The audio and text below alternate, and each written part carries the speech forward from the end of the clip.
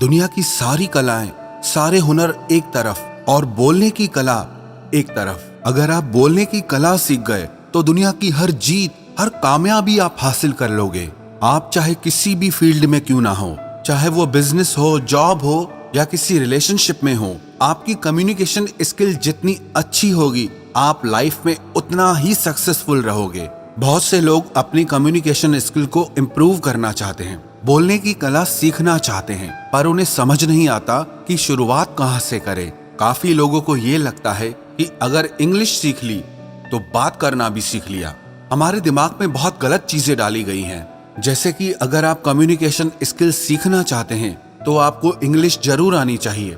लेकिन इंग्लिश एक लैंग्वेज है, भाषा है, और कम्युनिकेशन स्किल एक आर्ट है, एक कला है। ये दोनों बहुत अलग चीजें हैं, और ये कला, ये आर्ट आपको सीखनी पड़ेगी, आपको डेवलप करनी पड़ेगी। पर मैं आपको सजेस्ट करूंगा कि आप अपनी मातृभाषा में ही बोलने की कला को सीखें।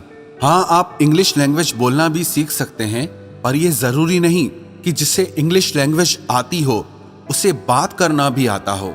तो सबसे पहले तो ये बात अपने माइंड में आप क्लियर कर ले कि आपको जो भी लैंग्वेज बोलना आती है, आप उसमें ही कम्युनिकेशन स्किल सीख सकते हैं। कई लोग क्या करते हैं कि वो डिक्शनरी से इंग्लिश के भारी भरकम शब्द ढूंढ लाते हैं और बात करते वक्त उसे कहीं भी फिट कर देते हैं, ताकि दूसरों को नीचा दिखा सके और खुद को ऊंचा दिखा सके, ताकि दूसरे लोगों को ये लगे कि इससे कितना कुछ पता है।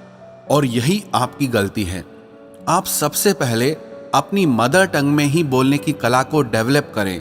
बोलने की कला सिर्फ नए शब्दों को सीख लेने से नहीं आती, इसमें बहुत सारी चीजों की जरूरत पड़ती है, जैसे eye contact, body language, voice tonality, being proactive. इन सबको मिलाकर आप एक अच्छे वक्ता बनते हैं। इनमें कहीं भी इंग्लिश होना जरूरी नहीं है।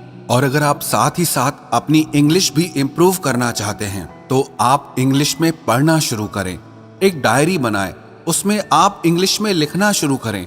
अगर आप कुछ सुनते हैं या देखते हैं तो आप सुनकर, देखकर भी अपनी कम्युनिकेशन स्किल को इम्प्रूव कर सकते हैं। आप अपने ब्रेन को इस तरह से ट्रेंड करें कि वो हर तरह से सीख सके।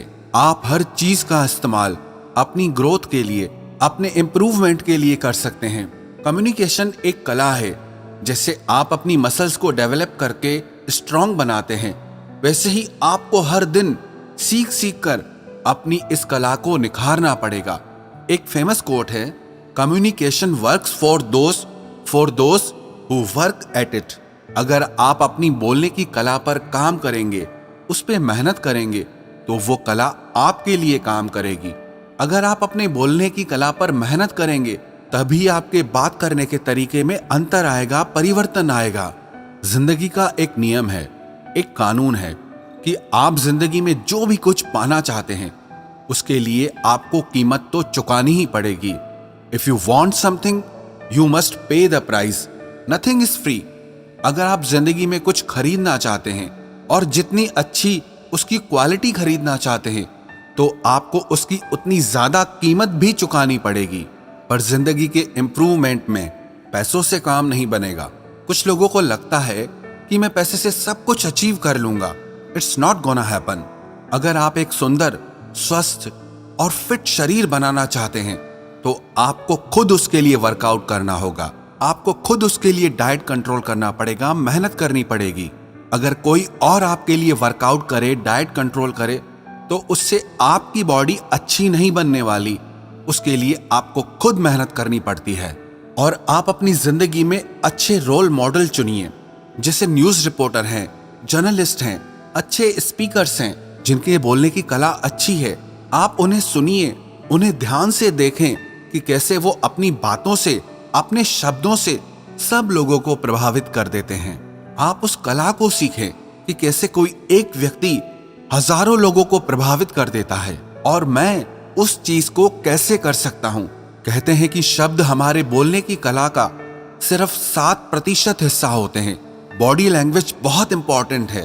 आपकी आवाज, आपके बोलने का तरीका, आपका बॉडी पोस्चर, आपके बोलने का टोन, आपके बोलने का साउंड, ऐसी बहुत सारी चीजें हैं। सिर्फ शब्दों को सीख लेने से आप बोलने की कला में एक्सपर्ट नहीं हो जाएंगे, साथ ही साथ आपको ये सारी चीजें सीखनी पड़ेंगी।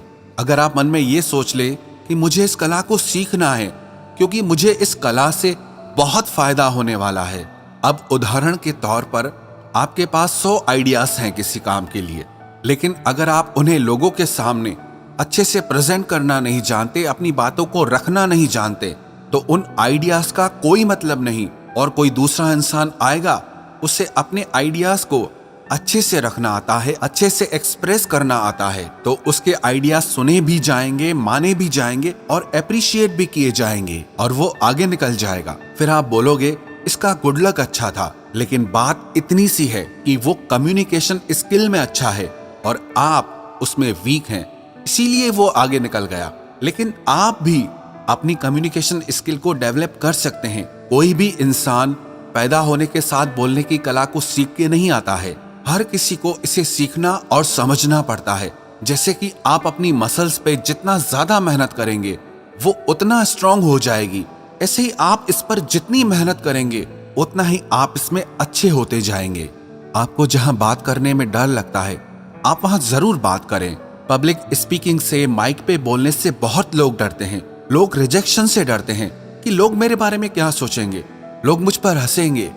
लेकिन याद रखना, जब तक आप अपने आप को अपने कंफर्ट जोन से बाहर नहीं लाएंगे, खुद को ऐसे अनकंफर्टेबल जोन में नहीं डालेंगे, तब तक आप कुछ नहीं सीख पाएंगे। लेकिन आप अपने आप को उन सिचुएशंस में डालें जहां आप अनकंफर्टेबल हो रहे हों। ऐसा करने से आप फुल स्पीड में सीखना और समझना शुरू कर देंगे। और अगर आप अपने कंफर्ट जोन में ही पड़े रहेंगे तो आपको वही मिलेगा जो आपको आज तक मिलता आया है। आप जहां हैं, जैसे हैं, वैसे ही रहेंगे, वही करते रहेंगे जो आप हमेशा से करते आ रहे हैं, तो आपको कुछ नहीं मिलने वाला, आप कुछ नहीं सीख पाएंगे। पागलपन की एक परिभाषा ये भी है कि रोज रोज वही काम करते रहो और शाम को जाके भगवान से प्रार्थना करो कि हे भगवान, मेरी किस्मत बदल दो। किसी कवि ने क्या खूब लिखा है, खुदा ने उस शख्स के हालात कभी नहीं बदले, ना हो जिसे ख्याल खुद अपने हालात बदलने का। तो इसीलिए आप भी आज ये तय कर लो कि आपको अपने हालात खुद बदलने हैं और इसी साल में बदलने हैं। अगर कुछ सीखना चाहते हो ना, अगर कुछ बनना चाहते हो, तो वो करो जो आपको मुश्किल लगता है, तो वो करो जो आपने आज तक नहीं किया। आप वो करो जिसे करने में आपको डर लगता है, जो आपको मुश्किल लगता है। सिंपल सा रूल है, if you want something you must pay the price.